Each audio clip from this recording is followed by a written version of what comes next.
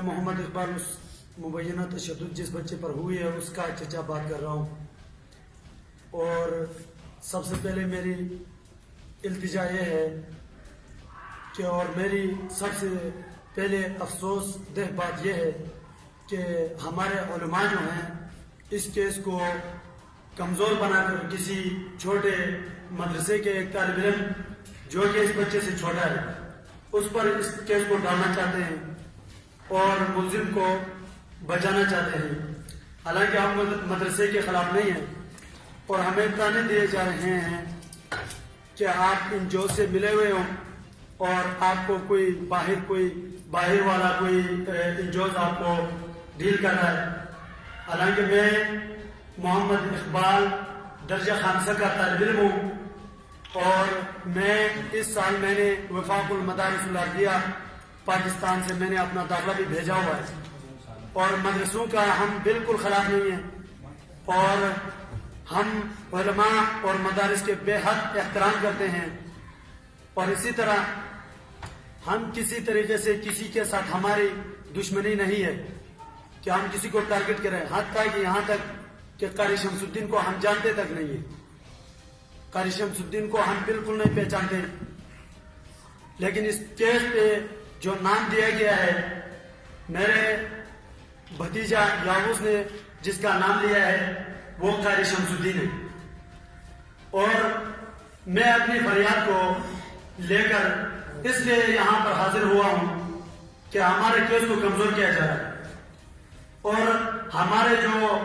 اس مدرسے کے قاری صاحب ہیں جو یہاں پر اس کا چچا ایڈمٹ تھا کمپلیکس میں وہ ہمارے سامنے تھا. جب یہاں سے وہ گیا وہاں سے اپنے بچے کو ہمارے بچے کو لے کر منصرہ لے کر اس نے ہمیں اطلاع دی کہ آپ کے بچے شدید بیمار ہے اور اس پر تشدد کی گئی ہے. جس پر ہم نے یہاں پر آیا اور اس کو ایڈمٹ کیا تو ڈاکٹروں نے پورا ڈیٹیل ہمیں بتا دیا کہ اس کے ساتھ یہ زیادتی ہوئی ہے یہ ہوئی ہے یہ سب ڈاکٹروں نے بتایا. اور قاری سیف الرحمان نے بھی بتایا کہ اس پر تشدد ہوا ہے. تفصیلاً ڈیٹیل ہمیں پتہ چلا ہے کہ ڈاکٹروں نے بتایا. اور اسی طرح میرا گزارش اور میرا اپیل پورے پاکستان کے عوام پوری دنیا کے عوام سے ہے اور اسی طرح بالخصوص چیف جسٹس آف پاکستان وزیر اعظم Pakistan chief of army staff سے میری گزارش درد مندانہ اپیل یہ ہے